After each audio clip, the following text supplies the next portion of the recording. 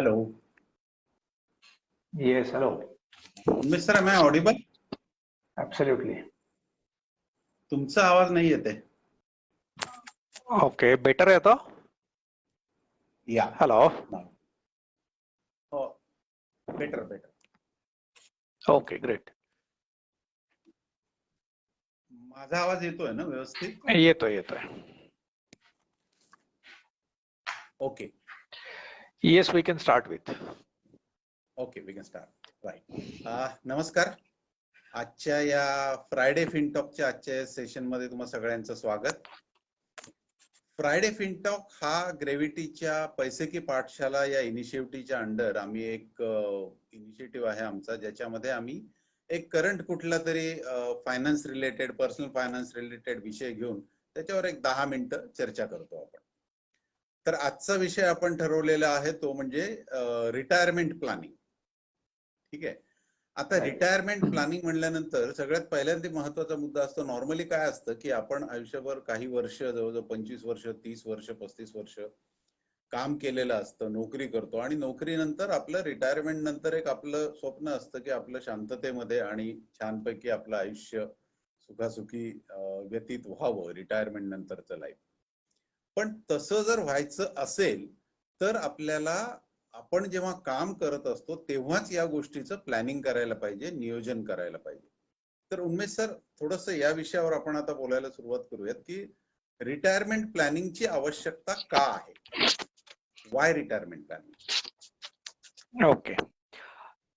So basically आपण थोडस आधी ब्रॉड बेस्ड याला का गरज आहे हा थोडासा ब्रॉड बेस्ड अँगल समजावून घेऊया.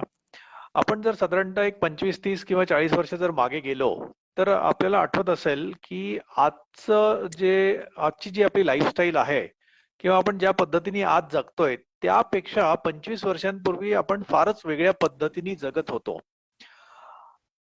मग वेगळ्या पद्धतीने जगत होतो म्हणजे काय, तर आपल्यातले बरेचसे लोक त्यावेळी गव्हर्नमेंट जॉब्स मध्ये असायचे आणि गव्हर्नमेंट जॉब्स मध्ये असायचे याचा अर्थ असा पण होता की त्यांना रिटायर झाल्यानंतर एक पेन्शन मिळायची आणि ती पेन्शन तहहयात असायची. हा एक बदल खूप मोठा होता त्यावेळी. दुसरा बदल जो आहे तो आपण आता ज्या पद्धतीने बऱ्याचशा फॅमिलीज आपण बघतो त्या सगळ्या न्यूक्लिअर फॅमिलीज आहेत. न्यूक्लिअर फॅमिलीज आहेत म्हणजे काय, 2 भाऊ वेगवेगळ्या ठिकाणी राहतात किंवा आई वडील वेगळ्या ठिकाणी राहतात. पण त्यावेळी मात्र वेगळं होतं, एकत्रित कुटुंब पद्धती होती. सगळेजण ऑलमोस्ट एका फॅमिलीमध्ये 12-12, 15-15 लोक राहायचे. त्याशिवाय त्यावेळेसची जी लाईफस्टाईल होती ती लाईफस्टाईल बऱ्यापैकी काय म्हणतात त्याला, एक डिसेंट लाईफस्टाईल होती. खूप अग्रेसिव्ह लाईफस्टाईल त्यावेळी जगत नव्हते लोक. कमी गरजांमध्ये लोक समाधानी असायचे. पण हा जो सगळा प्रकार आहे हा प्रकार मात्र आताशा म्हणजे या 25 वर्षांनंतर खूप ड्रास्टिकली बदललाय. तर या बदलत्या जीवनशैलीनुसार आता आपल्याला रिटायरमेंट प्लॅनिंग ही गरज भासायला लागलेली आहे. कारण ज्या सपोर्ट सिस्टीम्स पूर्वी होत्या त्या सपोर्ट सिस्टीम्स आता पूर्णपणे कोलॅप्स झालेल्या आहेत असं आपण म्हणूया. तर हा एक ब्रॉड अँगल त्याचा आहे. तुमचा आवाज नाही येत आहे. You are not audible. Hello, you are not audible. आता येतोय? येतोय.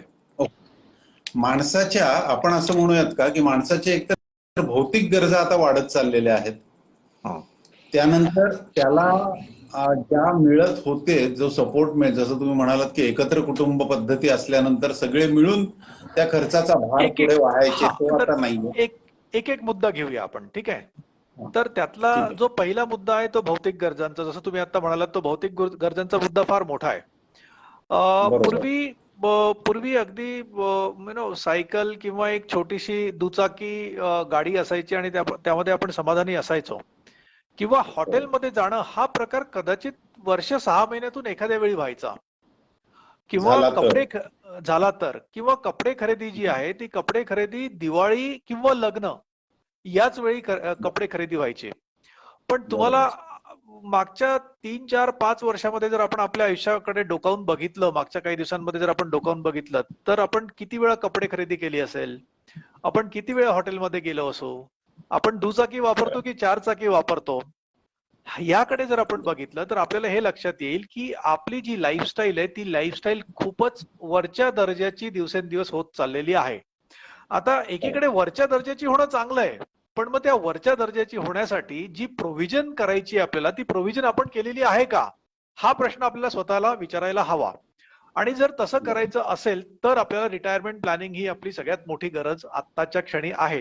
कारण लाईफस्टाईल कोणीच कॉम्प्रोमाइज करायला बघत नाही, आणि 10 वर्षांपूर्वी आपली जी लाईफस्टाईल होती ती आता फार वेगळी झालेली आहे, आणि कदाचित इथून पुढच्या 10 वर्षांमध्ये ती अजून वेगळी असेल. म्हणजे आता जे गोष्टी आपण कदाचित इमॅजिन करत नाहीये त्या गोष्टी सुद्धा आपण त्यावेळी खूप जास्त इझिली किंवा खूप जास्त काय म्हणतात त्याला, अट्टहासाने करण्याचा प्रयत्न करू. कारण सगळं तेरी साडी मेरी साडी से सफेद कैसे, प्रत्येक जण आपल्या आजूबाजूचा ते करत असणार आहे. मग आपल्यालाही ते करावंसं वाटत असणार आहे, आणि मग त्याची जी तयारी आहे ती तयारी आपण केलेली आहे का, हा प्रश्न आपण स्वतःला विचारायला हवा. आणि हाच रिटायरमेंट प्लॅनिंग का त्याची गरज आहे हे उद्धृत करणारं एक एक एक उदाहरण आहे माझ्या मते. बरोबर. आणि तसंच दुसरं त्याचं एक कारण म्हणजे तुम्ही जसं म्हणालात की सपोर्ट सिस्टीम. येस, एकत्र कुटुंब पद्धती आधी ज्या प्रमाणात होती तेव्हा एक सपोर्ट सिस्टीम अवेलेबल होती. करेक्ट. आज ते हा म्हणजे बहुतेक फार कमी ठिकाणी बघायला मिळतं. बरोबर आहे.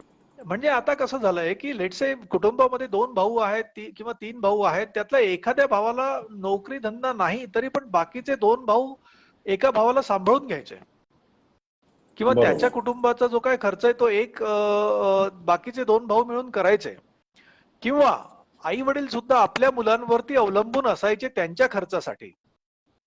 पण बरोबर. आता मात्र हे सगळं बदलत चाललेलं आहे. आता कुठलेच आई वडील आपल्या मुलांवरती त्यांच्या खर्चासाठी अवलंबून राहू शकत नाहीत, किंवा आणि आता इच्छितही नाही.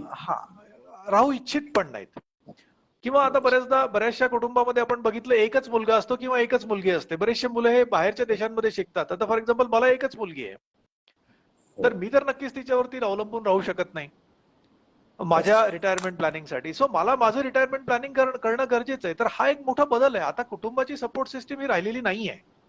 तर हा एक खूप मोठा बदल आपल्यात झालेला आहे. त्यामुळे सुद्धा रिटायरमेंट प्लॅनिंग करणं आपल्यासाठी गरजेचं आहे. बरोबर. आणि दुसरं अजून एक रिटायरमेंट प्लॅनिंगचं कारण असं आहे की जर आपण बघितलं तर गेले काही वर्षांमध्ये आपली जी लाईफस्टाईल बदलली आहे त्यामुळे आपल्याला गरज भासणारे मेडिकल जो सपोर्ट आहे त्याची सुद्धा गरज वाढत चाललेली आहे. कारण शरीराला तेवढ्या व्याधी वगैरे, जर तुम्ही आता बघितलं तर खूप कमी वयामध्ये मुलांना मधुमेह किंवा हृदयविकाराची सुरुवात होते. आणि त्याचबरोबर आता हे जे सगळे खर्च आहे ते खर्चही वाढत चालले. करेक्ट. मेडिकल इन्फ्लेशन आपण जर विचार केला, महागाईचा दर, सर्वसामान्य महागाईचा दर म्हणजे भाज्यांचे भाव किती वाढले, डाळींचे भाव किती वाढले, कपड्या लत्त्यांचे भाव किती वाढले, हे जे वाढण्याचं प्रमाण आहे ते वाढण्याचं प्रमाण भाज्यांपेक्षा, डाळींपेक्षा, कपड्या लत्त्यांपेक्षा औषधांवरचा जो खर्च होतोय त्यामध्ये वाढणारं महागाईचं प्रमाण हे सगळ्यात जास्त आहे. म्हणजे उदाहरणार्थ इन्फ्लेशन रेट जर सामान्य वस्तूंचा इन्फ्लेशन रेट जर 6 किंवा 6.5% असेल, तर तो मेडिकल फील्डचा जो इन्फ्लेशन रेट आहे तो साधारणतः 8.5-9% आहे. म्हणजे महागाई जी हेल्थ सेक्टरमध्ये वाढत चाललेली आहे, औषधांमध्ये वाढत चालली आहे, हॉस्पिटलायझेशन मध्ये वाढत चालली आहे, तो महागाईचा दर सगळ्यात जास्त आहे.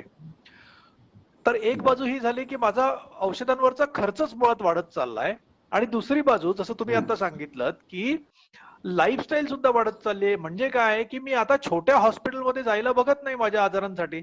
मला जे हॉस्पिटल हवं असतं ते हॉस्पिटल अगदी पंचतारांकित हॉस्पिटलच हवं असतं, आणि मला जर पंचतारांकित हॉस्पिटल हवं असेल तर मला तेवढा खर्च तिथे करावा लागेल, कारण माझी लाईफस्टाईल पण वाढत चाललेली आहे. आता मी छोट्या हॉस्पिटलमध्ये जायला बघत नाही, आणि साहजिक आहे ते. जर मला चांगल्या सुविधा मोठ्या हॉस्पिटलमध्ये मिळत असतील तर मी छोट्या हॉस्पिटलमध्ये का जावं.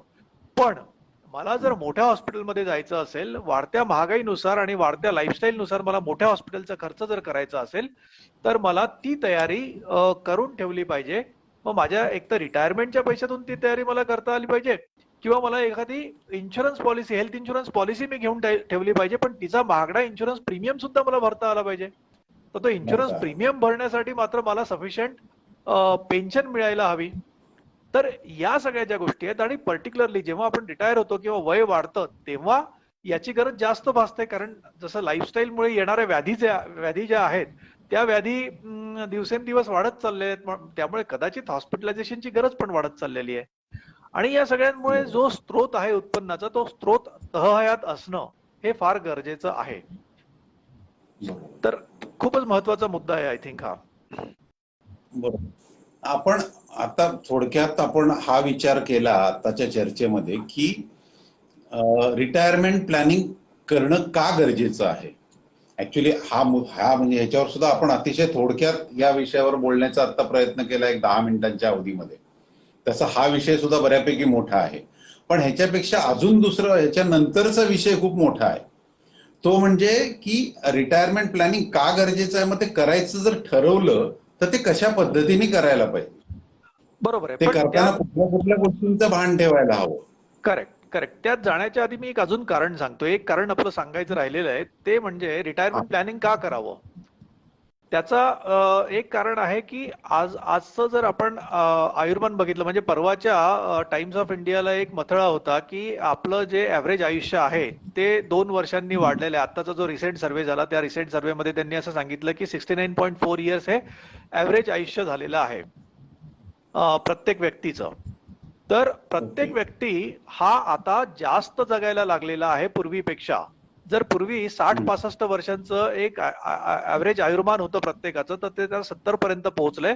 आणि हे 70 सुद्धा अगदी जे लोक बिलो पॉवर्टी लाईन आहेत ते पकडून हे 69 इयर्स झालेलं आहे. याचा अर्थ असा आहे की ज्यांची लाईफस्टाईल थोडी चांगली आहे, ज्यांना औषधांच्या सुविधा उपलब्ध आहेत, त्यांचं आयुर्मान आता 80च्या आसपास गेलेलं आहे, 80-85च्या आसपास गेलेले. तर आम्ही असं म्हणतो की nowadays living too long is more risky than living than dying too early. Why living too long is too risky? Because मला माझे पैसे 80व्या वर्षापर्यंत पुरवायचे किंवा 85व्या वर्षापर्यंत पुरवायचे. तर हे पैसे पुरवण्यासाठी मला माझं रिटायरमेंट प्लॅनिंग आता करणं गरजेचं आहे. म्हणजे मी जेव्हा रिटायर होईल, लेट्स से मी 58व्या वर्षी जर रिटायर होतोय, तर मी जेव्हा रिटायर होईल त्यावेळी माझ्याकडे एवढे पैसे असायला हवेत ज्याच्या इंटरेस्ट वरती माझं 80, 85, 90 वर्षांपर्यंतचं आयुर्मान निघालं पाहिजे. तर ही लिव्हिंग टू लॉंगची जी रिस्क आहे, ह्या रिस्कमुळे सुद्धा आपल्याला रिटायरमेंट प्लॅनिंग करणं गरजेचं आहे. बरोबर आहे. म्हणजे एकीकडे आपण म्हणतोय की मेडिकल एक्सपेन्सेस वाढत चाललेत, व्याधी ज्या लवकर लवकर शरीराला लागतायत, पण त्याचबरोबर माणसाचं आयुर्मान सुद्धा वाढत चाललेलं आहे. म्हणजे याचा अर्थ असा की ह्या ज्या व्याधी वगैरे आहेत त्याच्यावर इलाज किंवा उपचार म्हणून आपण खर्च करतो जास्तीचा, आणि त्यामुळे सुद्धा आपलं, आणि तसं करून आपलं लाईफ प्रोलॉंग होत चाललेलं वाढतंय. बरोबर आहे. हे सगळे मुद्दे लक्षात घेतल्यानंतर रिटायरमेंट प्लॅनिंग किती गरजेचं आहे हे खूप अधोरेखित आपण केलेलंच आहे, झालेलं आहे ते ऑलरेडी. आता मुद्दा असा येतो सर की रिटायरमेंट प्लॅनिंग कसं करायला हवं. म्हणजे रिटायरमेंट प्लॅनिंग का करायचं हे कळालं, आता ते कसं करायचं त्याच्यासाठी आपण कुठल्या कुठल्या मुद्द्यांकडे लक्ष दिलं गेलं पाहिजे. मला वाटतं हा एक खूप मोठा विषय आहे.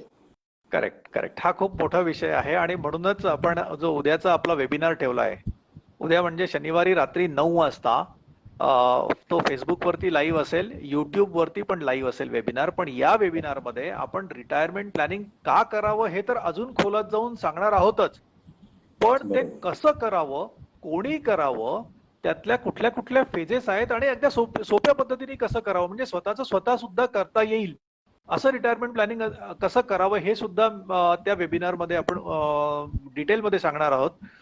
तर म्हणजे मी आता इथे जे कोणी लोक बघतायत त्यांना मी रिक्वेस्ट करेल, विनंती करेल, अपील करेल की तुम्ही उद्याचा हा वेबिनार रात्री 9 वाजता जॉईन करा, ज्याच्यामध्ये रिटायर्ड लाईफ म्हणजे तुम्ही कुठल्याही याच्यामध्ये फेज मध्ये असू शकता. एका याला मी अॅक्युम्युलेशन फेज म्हणतो, दुसऱ्या याला मी डिस्ट्रीब्युशन फेज म्हणतो. अॅक्युम्युलेशन फेज म्हणजे आपण रिटायर झालेलो नाही आहोत, पण आता आपण पैसे जमा करण्याच्या फेज मध्ये आहोत. डिस्ट्रीब्युशन म्हणजे आपण नंतरच्या फेज मध्ये, म्हणजे आता मी पैसे वापरतोय माझे रिटायरमेंटचे. तर यापैकी तुम्ही कुठल्याही फेज मध्ये जरी असाल तरी तुम्ही हा वेबिनार जॉईन करा, कारण या दोन्ही फेज मधल्या व्यक्तींसाठी त्यांनी त्यांची रिटायरमेंटची मॅनेजमेंट कशी करावी, अगदी खूप जास्त आकड्यांमध्ये न जाता, खूप जास्त टेक्निकॅलिटीज मध्ये न जाता, खूप टेक्निकल न बोलता सोप्या पद्धतीने आपण हा चर्चा म्हणजे विचार विमर्श आणि चर्चा करणार आहोत त्याच्यामध्ये की आपण रिटायर्ड लाईफ कसं आपल्याला चांगलं जगता येईल. थोडक्यात काय आहे की मला किती पैशांची गरज असणार आहे माझ्या रिटायरमेंटच्या एजला, जेणेकरून तो माझ्या वयाच्या 80-90व्या वर्षापर्यंत पैसा मला पुरेल. आणि मी अगदी चांगलं माझं आयुष्य जगू शकेल. तर अशा कुठल्या गोष्टी आहेत ज्या मी करायला पाहिजे हे करण्यासाठी? तर मे बी हेच आपण उद्याच्या याच्यात बोलणार आहोत, राईट? थँक्यू. तर मी सुद्धा सगळ्यांना अपील करतो की उद्याचा हा फ्री वेबिनार आहे, याच्यासाठी आम्ही कुठलेही चार्जेस घेत नाही. हा फ्री वेबिनार आहे. युट्यूब आणि फेसबुकवर हा वेबिनार लाईव्ह असेल उद्या शनिवार रात्री 9 वाजता. त्यामध्ये आपण सगळे याच विषयावर चर्चा करणार आहोत. So yes, thank you Unmesh sir. आपण आता थँक्यू इथे सो मच. थांबूया आणि नक्कीच. उद्या रात्री 9 वाजता परत भेटू. Absolutely. Thank you so much for having me. Thank you.